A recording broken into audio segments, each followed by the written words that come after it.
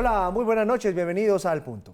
Oigan esto, los países exitosos se parecen a los barcos en los que los pasajeros tienen diferencias entre sí, inclusive profundas, pero viajan acordados en no hacer nada que pueda hundir el buque, porque se ahogan todos los camarotes, los que van en los camarotes, ¿se acuerdan del Titanic?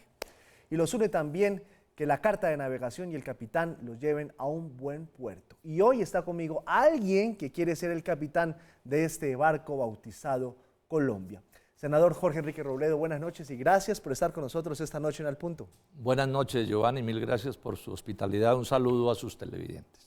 ¿Usted por qué quiere ser el capitán de este barco tan dificilísimo de maniobrar?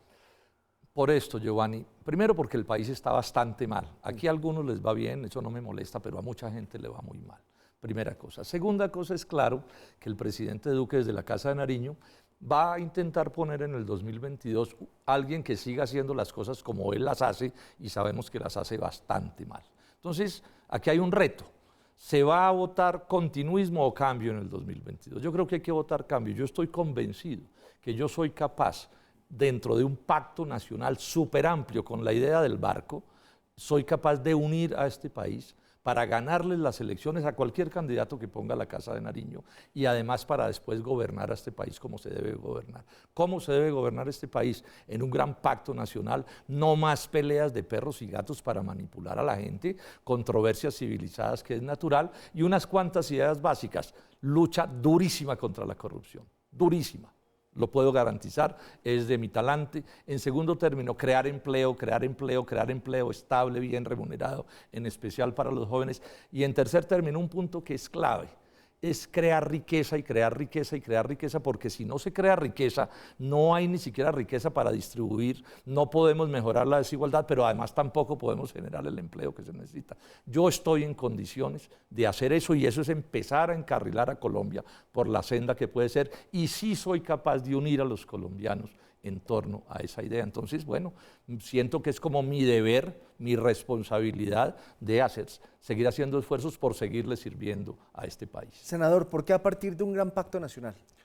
Porque es la experiencia internacional. Si usted estudia la historia de Estados Unidos, de Francia, de Alemania, de Japón, si usted mira a Corea, si mira incluso a la China, ¿sí? A pesar de que, digamos, las formas son distintas, todos esos países que se han industrializado, así les faltan muchas cosas por hacer, no son perfectos, pero se metieron en el mundo del desarrollo, son sociedades que avanzan hacia la modernidad de verdad. Todos esos países hicieron un pacto.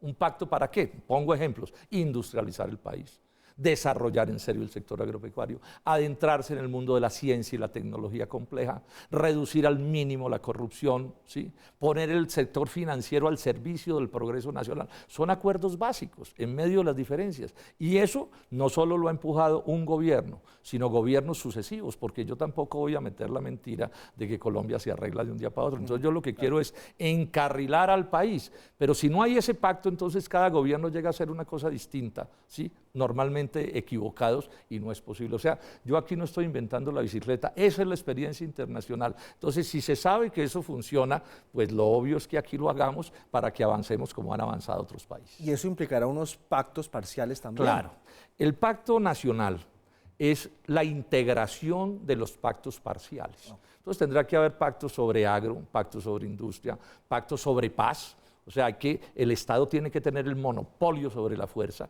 Lo que hayamos avanzado en procesos de paz hay que mantenerlo, pero hay que ver cómo más vamos a resolver eso. El bandidismo no puede seguirse tomando las ciudades como si nada pasara.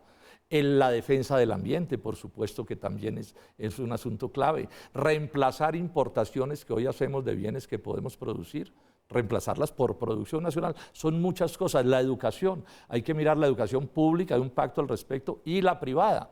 La educación privada existe, va a seguir existiendo en Colombia, pero hay que ver cómo hacemos para que se haga de la mejor manera. Ahí hay unos despropósitos inaceptables, las noticias nos cuentan de unas cosas horribles, mientras los estudiantes pagan los platos rotos. Son muchas cosas, todo eso en un gran pacto de beneficio para el país. O sea, es la idea de gobernar como un servicio público.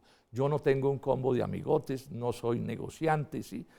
Son cosas de las que sirven y repito, esta es la experiencia universal. O Colombia avanza por ese camino o es el barco que hoy se está hundiendo y que se va a seguir hundiendo. Usted dice crear riqueza y crear riqueza. ¿Cómo va a ser para crear riqueza y no los que hoy están creando riqueza se queden con esa riqueza? No, ellos tienen que seguir creando riqueza, ¿sí? Pero la debe crear todo el mundo. Pongo el ejemplo del agro donde se puede leer mejor. Campesinos creando riqueza, indígenas creando riqueza, pero los empresarios también creando riqueza. En el pacto tiene que estar el empresariado nacional, esa es la historia de todas partes. Sin empresas los países no pueden desarrollarse. Los mejores empleos de los asalariados se dan precisamente en las empresas que son más modernas y tienen más posibilidades. Eso es lo que tenemos que hacer. Es un pacto, son acuerdos. Ahora, ¿que hay desacuerdos entre los trabajadores y las empresas? Claro que los hay, pero eso se puede tramitar de una manera civilizada, porque a los unos y a los otros les interesa que la empresa no se arruine, que es lo que está pasando. Yo hoy estuve en la feria del sector de la marroquinería y el calzado. Excelente calidad. Primerísima calidad, calidad de talla mundial, para usar esa frase. Pero hablo con ellos y la desprotección y el abandono del Estado, unas tasas de interés carísimas, unos costos de la electricidad insoportables, todas las facilidades para las importaciones, y los están arruinando. Entonces, ahí fíjense usted cómo los trabajadores y los creadores de riqueza, pequeños, medianos y mayores, se pueden unificar. Ahora, los desacuerdos que existen, bueno, vamos a ver cómo los tramitamos, y los tramitaremos con tranquilidad. Sí, con inteligencia, con sentido común, pensando en el barco en el que vamos todos. Eso ha sucedido en otras partes y puede suceder en Colombia. Puede suceder en Colombia. ¿Cómo hacer uno para liderar un barco que está en guerra? Bueno, porque nos quedamos colgados con el proceso de paz. Una de las cosas, pero por ejemplo, nos tenemos que unir en una idea. Monopolio del Estado sobre la fuerza. Ese es un pacto que podemos hacer. O sea, que la idea de la justicia por la propia mano, que llamen, desaparezca de la historia de Colombia. Llevamos más de medio siglo en el que alguien un día dice, no, es que yo tengo una idea muy buena. Bueno, ¿y cómo la va a conseguir? No, la consigo a bala. O yo quiero este otro propósito, ¿y cómo lo va a conseguir? Lo consigo a bala. No, las armas, el monopolio de la fuerza lo debe tener el Estado. Ese es un pacto que se puede hacer y es un pacto mínimamente civilizatorio. O sea, si una sociedad no se pone de acuerdo en no echarse bala entre ellos, pues no hay barco que pueda navegar. Y así sobre cada cosa. Así sobre cada cosa vamos acordando, vamos tomando las decisiones. Ahora, no van a desaparecer los desacuerdos, yo no aspiro a eso. Hay personas que tienen un pensamiento distinto que el mío sobre cómo debe ser Colombia. Hay personas que, por ejemplo, les importa un pepino que se arruine la industria. Fíjese usted, ganamos en el plan de desarrollo 2 artículos para proteger las confecciones de las importaciones asiáticas, y se unieron los importadores con el propio gobierno nacional y tumbaron en la Corte Constitucional los artículos. Ese desacuerdo va a seguir existiendo, pero esperemos que aquí tengamos una mayoría en el acuerdo que hay que defender las confecciones y el trabajo y la industria nacional. Esto no es perfecto, ni es fácil, yo sé muy bien que no es fácil, pero si ese es el camino que nos han marcado otros países y está probado que tiene éxito, pues lo sensato es que ¿qué haría yo? Empezar a encarrilar el país en ese sentido. Y ojalá lograr que otro gobierno y otro gobierno vaya avanzando. O sea, usted mira la historia del desarrollo del Japón, y es un esfuerzo que viene el propio emperador del Japón planteó un pacto nacional, allá lo llamaron en el siglo XIX la Revolución Meiji, ¿sí? Una revolución en el sentido en que dijeron, vamos a modernizar este país, sacarlo del papel y de la espada de los samuráis y adentrarlo en el mundo de la industria y el desarrollo. Bueno, y llevan ahí, empezaron pues hace mucho más de un siglo y lo fueron construyendo. Antes de 1900, Japón era uno de los países más atrasados del mundo. Si usted mira Corea, lo mismo. En 1950 Corea era más atrasado que Colombia, más pobre, con menos desarrollo, creaba menos riqueza. Y hoy Corea es un país, yo no voy a decir que sea perfecto y tampoco estoy diciendo que hagamos exactamente lo mismo que hicieron los coreanos, pero nos inspiran. Y hay ciertas cosas que han hecho todo. La China era más atrasada que Colombia en 1950. Ahora, tienen 1000 problemas todavía. Uno puede discutirle cosas de las que pasan en China, pero reconozcamos que se volvieron una potencia industrial y que hoy se sientan de tú a tú con el gobierno de Estados Unidos y con las mayores transnacionales del mundo y dicen, bueno, a ver cómo vamos a hacer las cosas. Eso puede ser en un proceso. Ese es mi sueño, yo creo que tiene que ser el sueño de los demócratas de este país y eso lo podemos sacar adelante. Y en ese sueño, en ese pacto, cabrá la justicia, senador, Porque es que uno está viendo ya Claro. médicos que están asumiendo la justicia por mano propia en legítima defensa o no, ya lo dirán, Sí, claro. pero eso está pasando, la gente se está sintiendo insegura y está viendo pupiletos, casos como el de Barranquilla, un tipo que lleva 20 entradas a la cárcel y vuelve otra vez para la calle. Ahí El estamos Pacto perdiendo la Nacional fe. tiene que incluir el tema de la justicia. Es que el país está en crisis todo. Entonces, ¿qué es lo que yo pienso en el caso de la justicia? Yo tengo ideas sobre eso y las puedo plantear, pero ¿qué es lo que yo pienso en el caso de la justicia? Pues que deben sentarse los que trabajan en la justicia, por supuesto, los jueces, los fiscales, todo el mundo. También los magistrados tienen para decir, los abogados que participan en el asunto. Usted y yo que no estamos en ese asunto, pero que nos interesa la justicia y ver cómo entre todos hacemos unos cuantos acuerdos claves.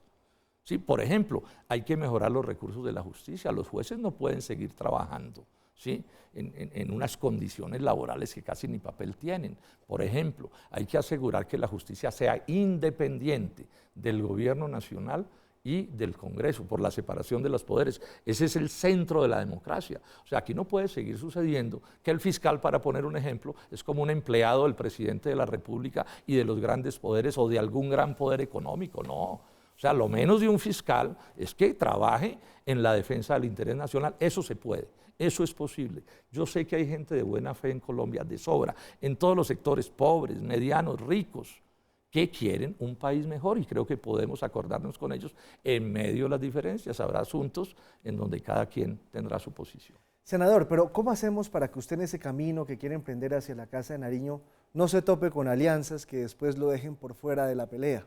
Y se lo digo con todo el respeto porque la altura intelectual de sus debates, de sus discusiones en medios de comunicación es un ejemplo y es algo que le viene muy bien a la democracia. Pero llegan estos juegos políticos y al final termina en coalición con A, B, C, D. ¿Y dónde quedó Yo entonces soy el senador optimista Robledo? en que voy a sacar adelante este proceso. Estoy muy convencido de eso. Porque este es un país de inteligente y de gente sensata y lo que yo estoy planteando es lo que Colombia necesita y yo estoy seguro que mucha gente en Colombia reconoce que yo puedo encabezar ese propósito. No que yo lo haga todo, que lo hagamos entre muchos. Bueno, pero es difícil, claro.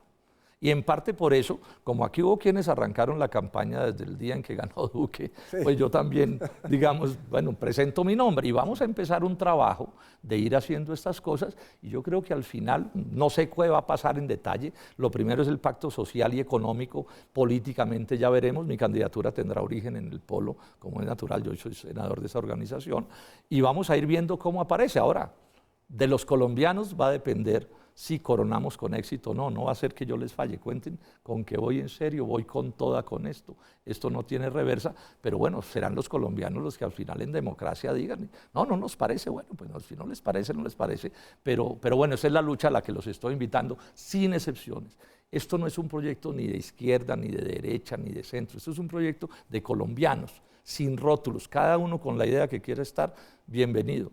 Le doy este detalle, hace 3 días estoy hablando con un empresario muy importante sobre estos temas, le gustó mucho la idea, dijo yo ayudo, vamos a ver cómo hacemos. ¿Cómo llama?